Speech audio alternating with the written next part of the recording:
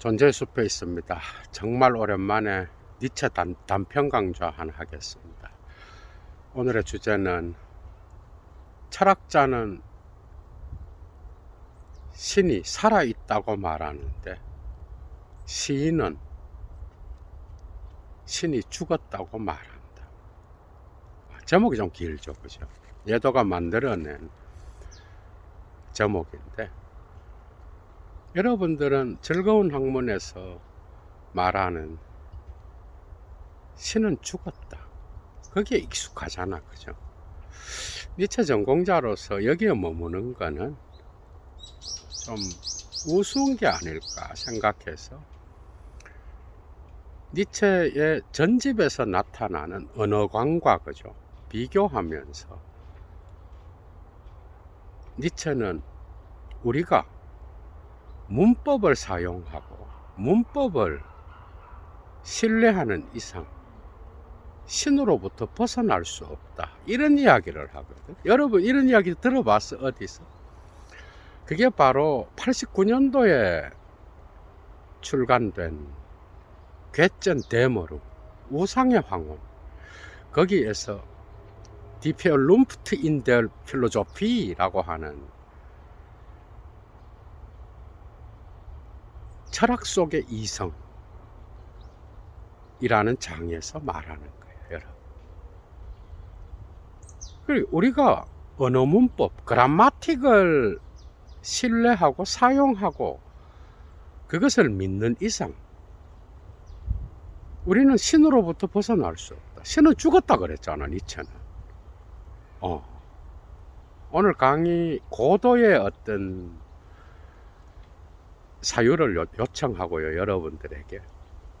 어디 니체 강의에서 어디서 들어보지 못했을 거예요, 아마. 그러나 아주 재미있을 겁니다, 여러분들이. 특히 문인들이나 예술가들, 또 철학의 사유에서 좀 세밀하게 들어가 신은 죽었다, 예도의 신은 죽었다 두 개의 강의도 신학까지 갖고 오면서 설명하고 한스킨까지 끌고 들어오거든요. 그것도 이미 상당히 많은 분들이 시청을 하고 코멘타리도 달고 그 신죽음에 대하여 많은 편지를 받기도 했는데요. 오늘 강의는 니체 전집에서 완전히 다른 방식으로 니체의 언어관을 해부하면서 진행되어 나가는 그런 강의야. 왔다 갔다 하면서 니체는 언어에 대하여 아주 깊이 있게 분석합니다. 이것은 어떻게 보면 비트겐슈타인과 하이데거의 언어 분석의 선취라고 볼 수 있어. 리오타르도 극찬하죠, 그죠? 물론 비트겐슈타인을 언급하지만은 여러분들이 니체의 언어관을 조금 더 심도 있게 들여다보는 그런 시간도 되지 않을까 싶어요. 요거는 재생 목록에 니체 단편 강좌 거의 한 3, 40개 됩니다, 벌써. 니체 단편 강좌 1차 자료 강좌 말고 니체 단편 강좌만 따로 모아놓은 게 벌써 3, 40개 거기에 들어갈 것 같습니다. 여러분, 언어는 생성을 존재로 정지시킵니다, 여러분.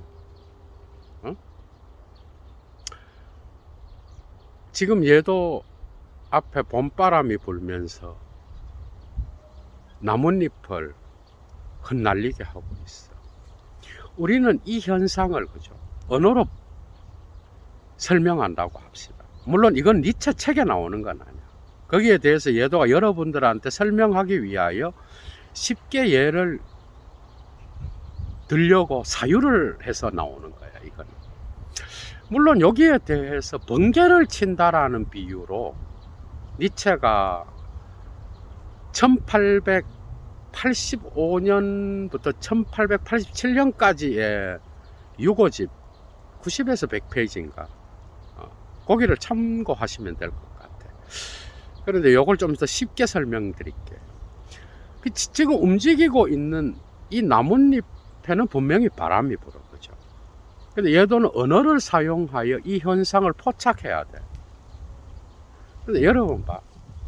바람이 분다. 생성에서. 그러니까 언어 사용 말고 생성의 관점에서 보면 바람과 분다가 분할될 수 있나요, 여러분? 분할될 수 없죠. 바람이 분다는 우리 인간이 주어와 수어로 나눈 거야. 그죠? 이거는 움직이는 변화와 생성과 이것을 니체는 삶이라 그래. 니체의 철학의 주제가 레벤이야. 삶이야. 이게 이제 쇼펜하우어의 삶의 의지로부터 왔을 수도 있는데 철학은 완전 달라요. 이게 이 움직이는 우리가 삶을 살아간다. 이 삶은 다 움직여. 오늘날 양자물리학에서도 심지어 정지되어 있는 것처럼 보이는 저런 무기물조차도 전부 다 양자의 어떤 입자나 보지 않을 때는 파동이라고 말하기도 하는데, 그 작은 미시세계로 들어가면 우리 인간의 몸뿐만 아니라 이 세계의 모든 존재자들이 양자로 구성되어 있죠. 그죠? 양자의 세계인 거야, 다. 그런데 양자 주변에는 언제나 전자가, 그죠? 돌고 있어. 궤도와 같이.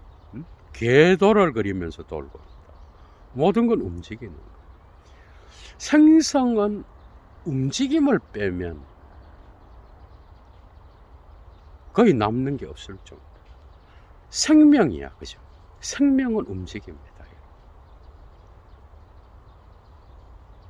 바람이 분다라는 이 생성의 상태는 바람과 분다는 분리될 수 없는 현상이에요. 맞죠? 그런데 인간의 언어는 저걸 포착하기 위하여 주어와 수어를 나눠.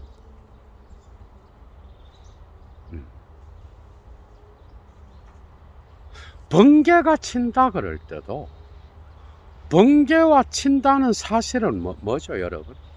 구분될 수 없어. 분리될 수 없다고. 번개와 친다는 분리가 불가능해요. 실제 현상에서는. 그죠? 그러니까 우리가 눈으로 보는 이 세계에 움직이는 삶의 현상들, 그죠? 이 현상들은 언어로 붙잡히면 존재가 돼. 인간은 언어로 붙잡아야 살아갈 수 있어. 니체는 인간이 언어를 사용한다는 것을 부정적으로 보는 건 아니야. 다 인정합니다. 심지어는 몰겐 레터, 그러니까 아침 노래서, 그죠? 아침 노래 거의 한 110페이지인가에 보면은 100페이지, 110페이지 사이, 거기에 보면은 언어는 인간이 볼 수 있는 지평선이라고. 그게 인간이 사유하고 인간이 도달할 수 있는, 그게 언어를 아는 것만큼 인간은 이 세계의 모든 사태를 볼 수 있다라는 거예요. 그 언어의 이 형식을 인정하죠, 당연히. 이미 서양 철학에서 플라톤의 논리학만 들어가도 그게 범주론이잖아, 그죠? 그게 칸트는 인간의 대가리 속에 오성 안으로 집어넣어 놨잖아.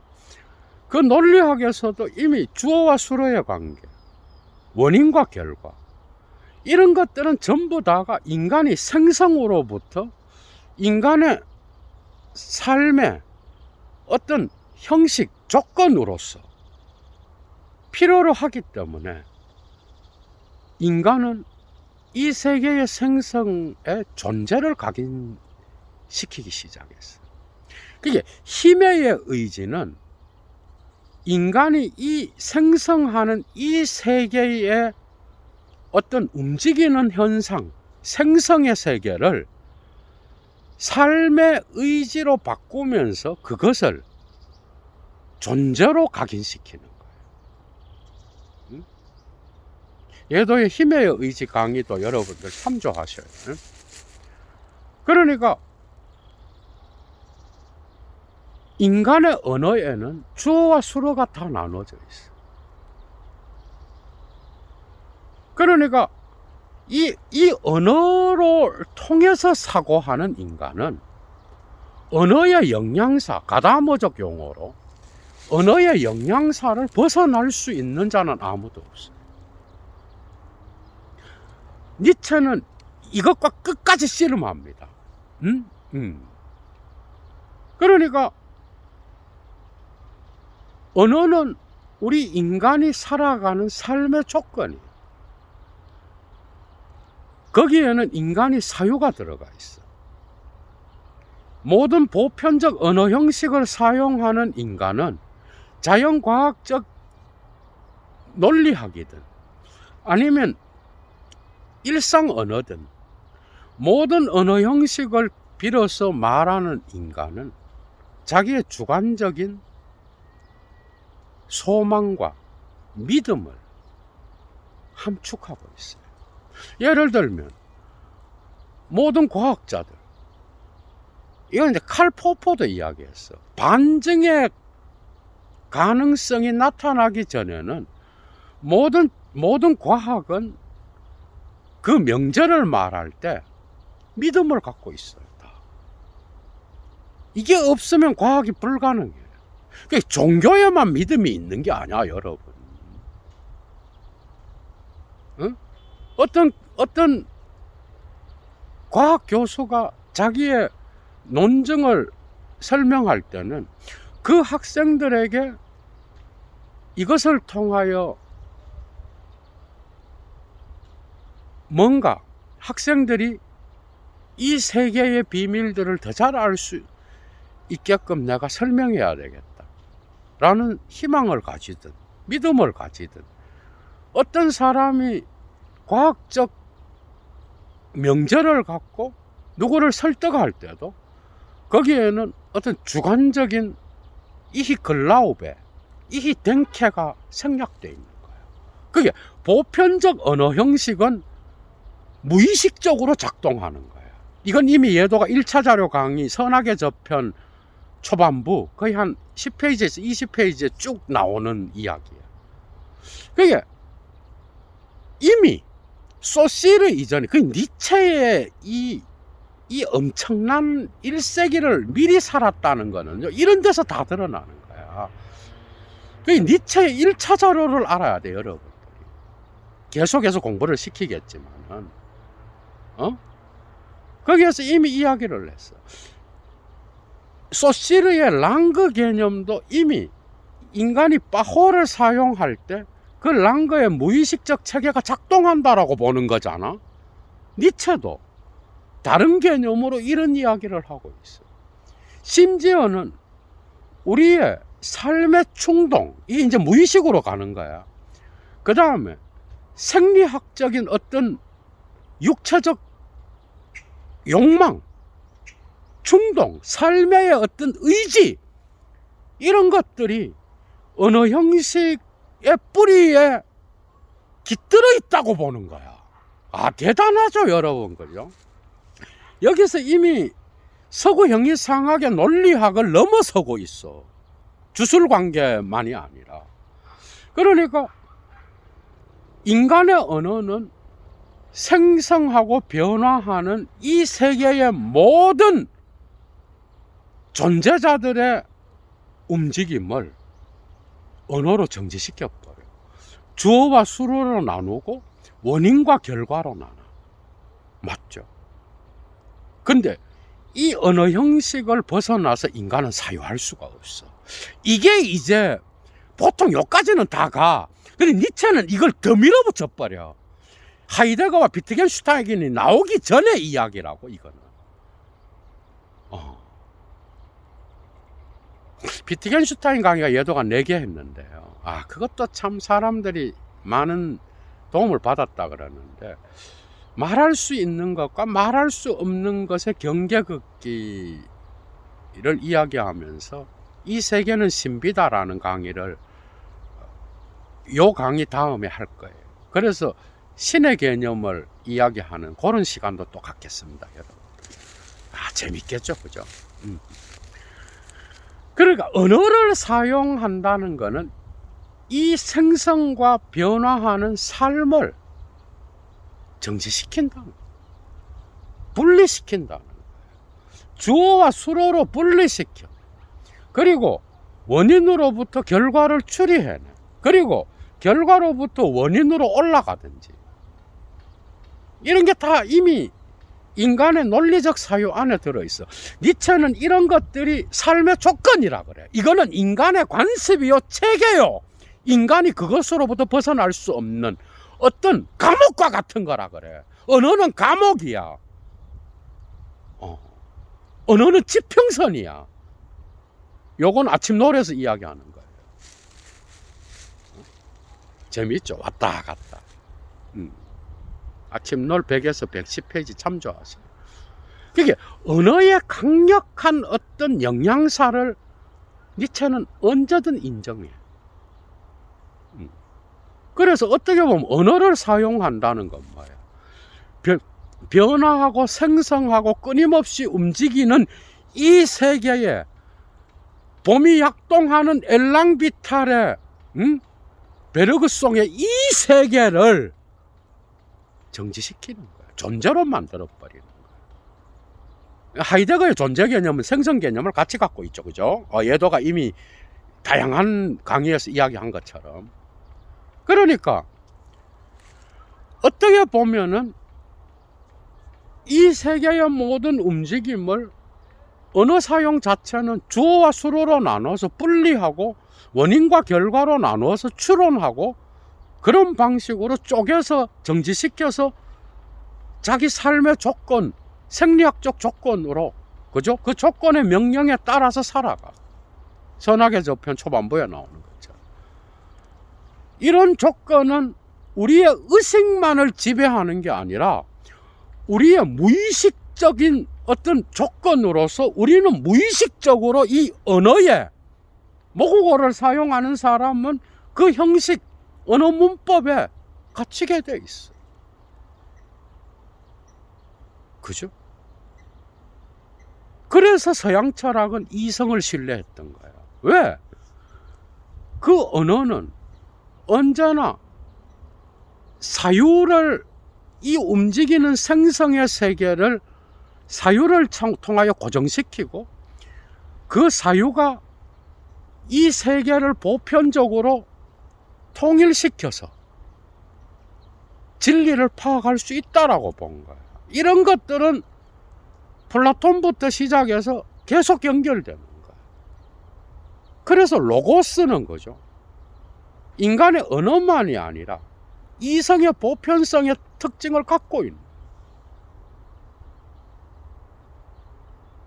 헤겔 역시도 절대정신의 마지막 단계에서 철학의 단계는 개념의 단계라 그랬고, 이 개념은 뭐예요? 모든 것들을, 역사의 모든 굴곡과 과정을 다 통과하여 맨 마지막에 신과 같은 그러한 관점을 파악할 수 있다는 거잖아. 그게 뭐야? 존재와 인식의 일치를 이야기하는 거야. 그게 절대지야. 응? 아프졸루테스 비센이라고 그게. 니체는 뭐야? 이게 있느냐는 거야. 니체가 죽여버린 신이, 그죠? 여러분들이 아셔야 되는 게 그리스도교가 결혼한 플라톤 철학이에요. 심지어 니체는 이런 게 재미있어. 심지어 니체는 비평판 12권이죠. 그죠? 그러니까 1885년부터 87년까지의 유고집에서 도덕적인 신만이 죽었다 그래. 그게 여러분들이 전집을 알아야 돼. 니체를 알라 그러면. 오늘 강의가 또 파격적으로 여러분들을 니체의 또 다른 세계로 인도할 거예요. 그죠? 여러분들의 전예를 다 파괴하죠. 그죠? 그러니까 그 도덕신은 뭐예요? 보편적 관점을 가진, 선과 악을 나누고, 그리고 인간에게 도덕적 명령을 내리고, 늙은 칸트의 정언명법의 신, 이건 또 뭐예요? 플라톤의 세례를 받은 이 삶의 생성과는 아무 연관이 없는 초월적인 저 하늘의 신. 그래서 인간의 삶의 의지에는 전혀 관심이 없이 언제나 초월적으로 명령을 내리고 초월적으로, 그래서 인간의 모든 이 삶의 가치들을 절대적 진리, 이데아의 세계에서 모든 것들을 일자로서 볼 수 있는 그런 관점을 가진 신. 그래서 이 삶의 의지를 희생시키고 언제나 저 하늘을 바라보게 하는 신. 이거 죽었다 이거야. 이런 거 없다는 거야. 그런 게 어디 있어? 그런 걸 믿을 바에는, 이 과학 때문에도 뭐 이렇게 됐지만은, 그런 것들을 신뢰할 바에는 초인은 뭐예요? 나에게 닥쳐진 지금 이 순간을 사랑하리라. 이 순간, 나의 육체와 나의 생리학적 조건, 나의 삶을 구성하는 지금 이 순간을 내가 사랑하리라. 그래서 플라톤의 신, 이 세계의 지평선 위에서 살면서 인간에게 명령하고 이 세계에 움직이는 삶을 언제나 저 하늘의 초월로 가지고 가려고 하는, 그래서 인간으로 하여금 이 순간을 살지 못하게 만드는 그런 신은 지평선에서 그냥 쓸어버려야 된다는 거야. 그게 신죽음에 나오는 개념이에요. 독특하게도 이 시를 쓸 때에 신학자 터툴리안의 영향을 받았다는 것은 독특한 어떤 니체의 그게 있는 거죠. 그러니까 그 신은 죽여버렸잖아. 그죠? 그런데 그 뒤에 한 5년 지나서 자기 유고집에서 죽은 건 도덕신이라 그러잖아. 그게 플라톤의 신과 선과 악을 규정해서 어떤 인간의 삶의 의지, 힘의 의지를 무시하고, 그리고 선을 규정함으로써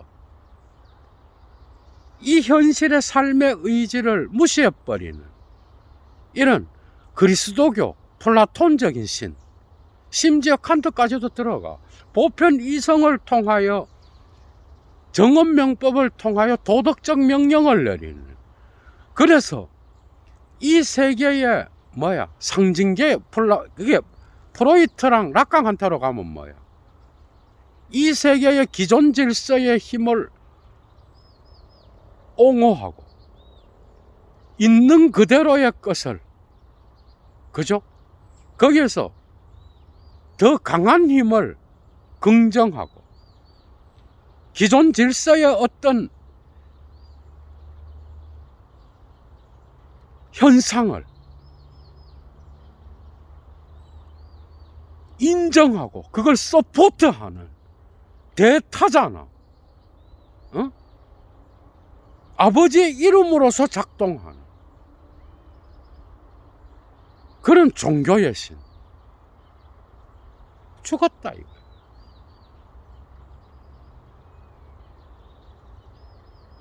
죽이고 이제 눈을, 지금 내가 살아있는 이 세계, 지금 내가 발 딛고 서 있는 이 대지, 이 숲, 봄에 피는, 그죠? 이 꽃과 이 푸른 들판 위에 펼쳐져 있는 저 실록을 냄새 맡을 수 있는 살아있는 생명으로서 이 대지를 사랑할 수 있는 이 순간, 이게 진짜라는 거예요. 그래서 도덕심만이죠. 그러니까 뭐야? 니체는 진짜 신이 있냐 없냐, 죽었냐 살았냐는 관심이 없어요. 이해가 되죠. 그런 신을 죽인 거예요. 그리고 그게 도덕신인 거예요. 유고집에서 말하는 것처럼. 그리고 나서 이제 우상의 황혼, 이 광기가 왔을 때 마지막에 써내려간 이 우상의 황혼에서 철학 속의 이성이라고 하는 그 제목 아래에서 다시 문법을 신뢰하는 이상 신은 죽은 게 아니라 신은 살아있다는 거예요. 신으로부터 벗어날 수 없다는 거예요. 이 부분을 해명하겠습니다. 서구 형이상학에서, 그죠? 모든 변화하는 이 세계의 존재자들, 그죠? 이 세계의 존재자들을 존재로 각인시키는 게 언어야, 그죠? 이건 이미 아리스토텔레스의 논리학으로부터 이미 나오는 거예요.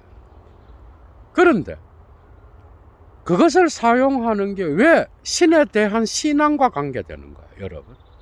서구 형이상학 전체에서 왜 이런 문법 체계와 논리 체계로서의 이 주어와 수어를 사용하는 인간의 언어가 어떻게 신을 신뢰하는 것과 연결될 수 있냐고, 이 부분을 천착해야 돼요. 요걸 이해하려고 그러면. 그러니까 그 한 문장의 의미가 엄청나게 큰 거야, 여러분. 이건 딴 뜻이 아니야. 이런 말이야. 철학자들이 오늘날까지 신뢰하고 있는 그 주술관계, 칸트, 그게 니체 이전에도, 그죠? 칸트와 헤겔도 논리학에서 이런 주술관계를 이야기하잖아. 물론 다른 방식으로 또 끌고 가지만은. 그러니까 이미 고대 철학부터, 이미 중세 신학에서도, 그 다음에 데카르트도, 또 칸트도, 심지어 헤겔까지도 사용했던, 그래서 철학의 개념, 이 개념은 칸타천 오성이죠, 그죠? 철학의 개념으로 형성된, 그래서 생성의 존재를 각인한 이 힘의 의지, 철학자들의 힘의 의지는 우상의 황혼이었다 이거예요. 철학 속의 이성은 우상이다 이거야.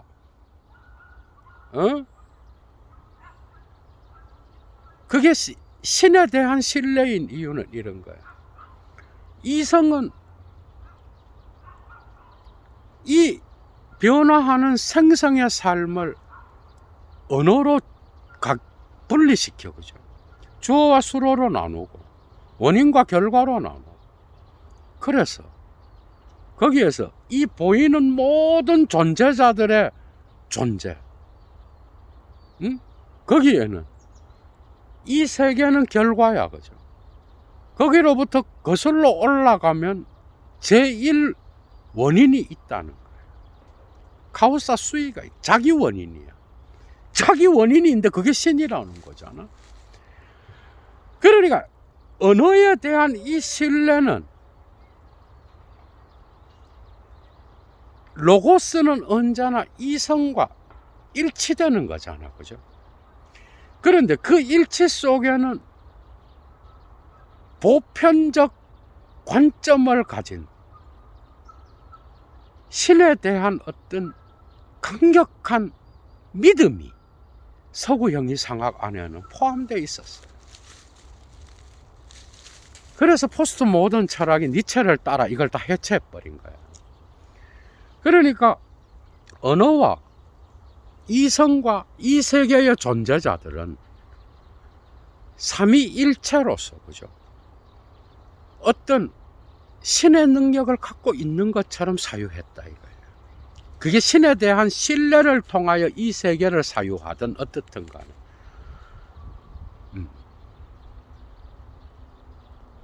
그러니까 여러분들 봐봐. 인간의 언어가 독특해. 불어에서 일이 있고, 영어에서 it이 있고, 독일어에 s가 있어. 그러니까 상황을 나타내거나 날씨를 나타내는 비인칭 주어를 쓸 때 이걸 쓰잖아. 그게 어디에도 주어가 필요한가? 주어가 없을 때도 쓰는 거야. 이게 어떤 무의식과 관계될 수 있고, 하이데거의 게슈팀트하이트, 기분 잡혀져 있음과도 뭐 연결될 수 있지만은, 인간은 모든 걸 주술 관계로 나눠. 생성의 세계는 주어와 수어를 나눌 수가 없어. 아까 예도가 처음부터 이야기한 것처럼. 그래서 언어는 개념이 될 수 없다라는 거예요. 이게 언어의 치유책이야. 그래서 니체는 도덕 외적 의미에서의 진실과 거짓에서 모든 언어는 운유라고 그랬어. 그러나 인간은 언어 형식을 사용하면서 개념적 언어에 익숙해져 있어. 개념적 언어는 마치 자기가 신이 아니면서 신적 능력을 갖고 있는 것처럼 보이게 만들어. 맞죠? 그러니까 철학에서 사용하는 논리 철학, 논리학은, 그래서 철학자들이 그렇게 신뢰하고, 칸트가 범주에 집어넣고, 오성의 범주에 집어넣고, 헤겔이 절대지에 놓았던 그 베그리프, 개념이라는 뜻은 신에 대한 신뢰와 같다. 이제 이해가 되죠. 근데 이건 거짓이라는 거야. 이건 우상이라는 거야. 이제 쏙 들어오죠. 그러니까 존재와 인식의 일치는 언제나 언어를 통하여 가능한데, 그 언어 형식 자체는 신을 믿는 것과 같은 거죠. 이 생성을 죽여야 가능한 거예요. 이 생성하고 변화하는 이것을 존재로 바꾸어야, 정지된 것으로 바꾸어야 인간은 사유할 수 있다 이 말이야. 니체가 왜 시인과 예술가들에게 호소했는지 이제 알겠죠. 여러분 클래스가 느껴지죠, 그죠? 그러니까 우상의 황혼에서 철학 속의 이성은 거기에 갇혀 있고 문법을 신뢰하여서 그것을 믿고, 그것이 개념이 실제로 인간의 사유가 생성을 죽이고 존재로 만든 그 현실을 잊어버리고 망각하고, 그래서 생성이 봤을 때는 이건 환상임에도 이걸 현실이라고 믿고 언어를 계속해서 신뢰하는 이상, 논리적 언어, 개념적 언어를 계속 추진하는 이상 신으로부터 벗어난 게 아니다 이 말이에요. 이 말 자체는 우상이라는 거예요. 이제 이해가 되죠. 뒤집어 봅시다. 니체가 그럼 이 세계의 모든 존재자들의 명칭으로부터 인간이 사용하는 주술관계나 인과관계나 거기에서 통일성을 집어넣는 모든, 거기서부터 종을 만들어내잖아. 나무 그러면 전체 다 나무를 나무라는 종을 다 가리키잖아요. 인간의 언어는 이 나무 했을 때 이 나무야, 그죠? 인간의 언어는 보편성을 갖고 있잖아요. 개별자를 나타낼 때도 있지만, 그러나 주술 관계로 들어갔을 때는 생성을 존재로 죽여버려야 돼. 정지시켜야 사유할 수 있는 거야. 니체는 생성에서 존재로 가는 그 과정을 보자는 거고, 언어의 한계를 통하여 살아있는 이 생명의 생성을 끝까지 밀어붙여서 사유해 보자는 거예요. 그럼 언어의 주유책은 뭐겠어? 이 세계의 모든 존재자들의 명칭이나 이것을 표현하는 수로들이 은유라는 것을 인정할 때에 그 언어는 뭐예요? 살아있는 언어가 될 수 있다 이 말이에요.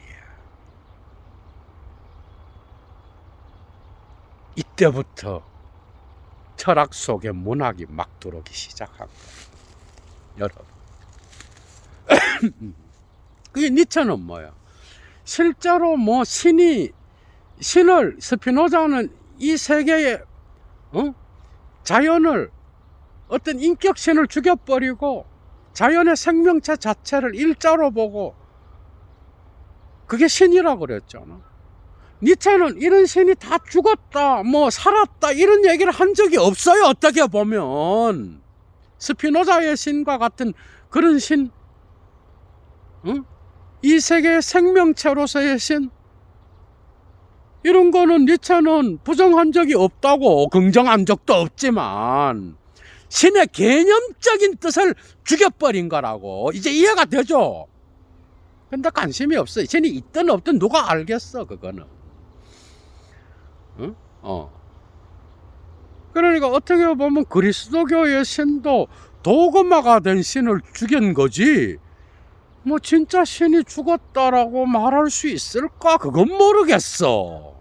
그건 어느 니체 전공자, 전문가도 이야기하지 않아요. 그거는 이제 확실히 들어오죠. 그럼 뭐 시인이 사용하는 언어, 예술가들이 표현하는 그 작품들, 그 언어는 뭐 이 니체가 말하는 언어 문법 속에 안 들어가는 거예요. 그러니까 니체가 말하는 우상의 황혼에서 말하는 문법의 체계, 언어 형식은 뭐야? 그거는 철학자들이 지금까지 사용했던 주술관계, 동일률과 모술률을 이야기하고, 아리스토텔레스의 논리학으로부터 출발되었던, 칸트를 지나서 철학자들이 지금까지 사용했던 진리라는 개념 속에 숨어있는 개념적 언어를 말하는 거야. 그러니까 이 개념이 어떤 과정을 거쳐서 생성이 존재가 됐느냐의 과정을 역추적하면 결국 모든 언어 사용은 사실은 시인의 언어뿐만 아니라 우리의 일상적인 모든 언어 역시도 실제를 은유적으로 표현했다 이 말. 메타포리슈하다는 거예요. 그러니까 뭐 이걸 역으로 표현하면 뭐예요? 시인들이 사용하는 은유적 언어. 그러니까 문법을 신뢰하는 한 신은 죽은 게 아니고 신으로부터 벗어난 사람은 없고 신으로부터 벗어날 수 없다라는 것을 개념적 언어를 시인의 언어로 바꾼다면 이렇게 되는 거예요. 시를 쓰고 특정 장면에 살아있는 생성을 옮기려고 하는 시인, 그래서 실제와 언어의 극단에서 사유를 끝까지 밀어붙여서 살아있는 은유의 다이성을 인정하는 이 예술가, 위대한 시인의 언어는 신으로부터 벗어나 있다 이 말이에요. 이 말은 신적 절대성과 같이 서구형이 상학을 지배했던 이성에 대한 신뢰가 아닌, 그죠? 오히려 이성을 해체하고 밤의 해석학을 가지고 바깥의 사유를 가지고 불랑쇼적으로, 불랑쇼도 니체를 엄청 좋아했죠. 살아있는 생성의 자리와 죽은 언어의 자리에 경계에 서 있는 이 시인들의 언어는 신의 영향권을 벗어나 있는 자들이다. 시인은 우상의 황혼에 있는 자가 아니라 우상을 벗어난 자다 이 말이야. 정말 재미있죠. 그런 뜻이야. 요 한 명제에 이렇게 깊은 뜻이 들어있는 거야. 마지막입니다. 시인이 시적 영감이 올 때 이성으로 생각해요. 시인이 이성으로 뭔가 시적 영감을 이렇게 생각해? 아니, 이성은 오히려 관찰해요. 시적 영감은 시인의 이성이 원할 때 오는 게 아니에요. 이미 무의식적 사고가 들어가 있는 거예요. 이미 니체의 사유 속에는. 이해가 되죠? 예술가의 영감, 여러분들 그림 그리는 분들 한번 생각해 봐. 그림 그리는 그 영감이 여러분들이 이성적으로 생각해서 그 영감이 오나? 아니, 어느 순간 팍 떠오르는 거야. 니체가 실스 마리아를 걷다가 지가 이성적으로 막 짜라투스트라나 막 이런 말년에 엄청난 영감을 받았을 때 이 주위에 기분 잡혀져 있음, 하이데거 용어로 이 자연 세계의 그 엄청난 실스 마리아 주변에 그 자연 경관과 뭔가 이 분위기가 있었겠지. 이성은 아무 작동을 하지 않았어요. 영감이 떠오른 거야. 시인의 이성이 영감을 떠올리게 하는 게 아니라고. 영감이 떠올라. 이유는 아무도 몰라. 그것을 정신분석학자들은 무의식이라고 말할 수 있겠죠. 이성으로는 몰라요. 영감이 떠오르면 시인의 이성은 그걸 보는 거야. 이제 이해가 되죠?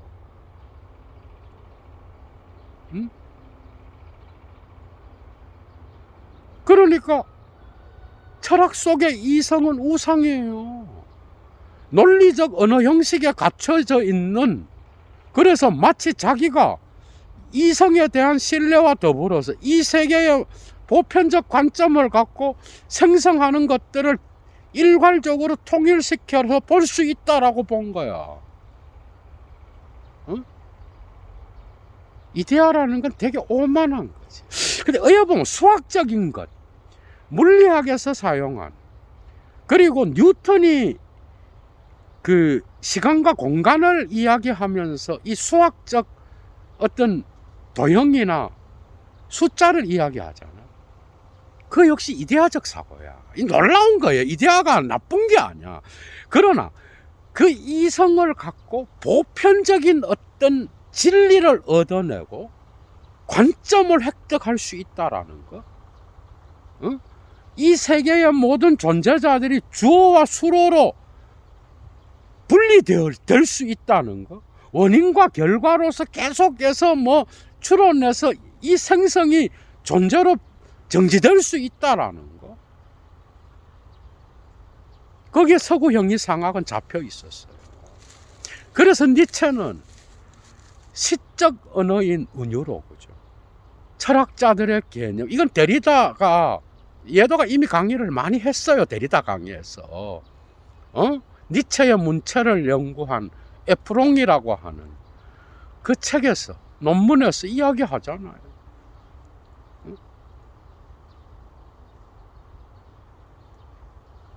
시인은, 예술가는 결코 신적인 관점을 가졌다라고 오만을 부리는 자가 아닙니다. 자기들의 언어 사용 역시도 하나의 은유라는 걸 인정하는 자들이에요. 변화하는 이 생성의 세계를 가능한 한 언어로 담으려고 하는, 그래서 언어의 다이성을 인정하고 그것을 생생한 모습으로 표현하려고 하는 자들, 위대한 시인의 언어, 그건 바로 논리학에서 말하는 철학자들의 개념적 언어를 치유할 수 있는, 그래서 하이데거는 어찌되었건 니체로부터 통찰을 얻었든 또 다른 데서 통찰을 얻었든 간에 시인의 언어를, 헬더링과 릴케의 언어를 치유의 언어로, 이 자연과학이 지배하는 정보화된 언어를 치유할 수 있는 어떤 영적인 언어, 정신의 언어로, 살아있는 생성의 언어로 표현할 수 있었더라.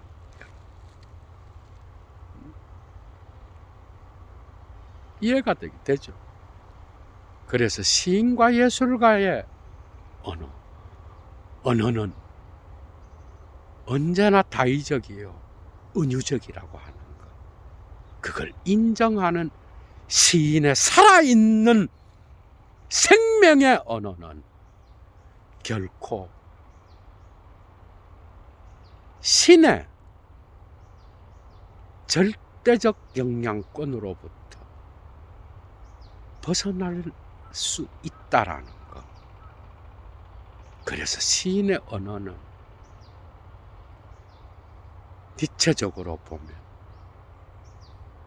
초인이 저 절대적인 플라톤의 세계를 버리고 자기의 이 순간 움직이는 생성의 시간을 사랑한 것처럼 시인 역시도 그런 삶을 사랑하는 자가 아니겠는가. 신이 있다면 이런 자를 사랑하지 않겠는가. 그죠? 예도 강의 마칩니다, 여러분. 오늘 특히 예술가 되시는 분들 많은 영감을 얻으셨을 줄로 생각합니다. 여건이 되시는 분은 꼭 예도TV 사막의 철학을 위하여 예도TV로 자발적 수업료를 보내주십시오. 예도 물러갑니다, 여러분. 어디에 계시든 건강하시고요, 꼭 행복하시기 바랍니다. 주스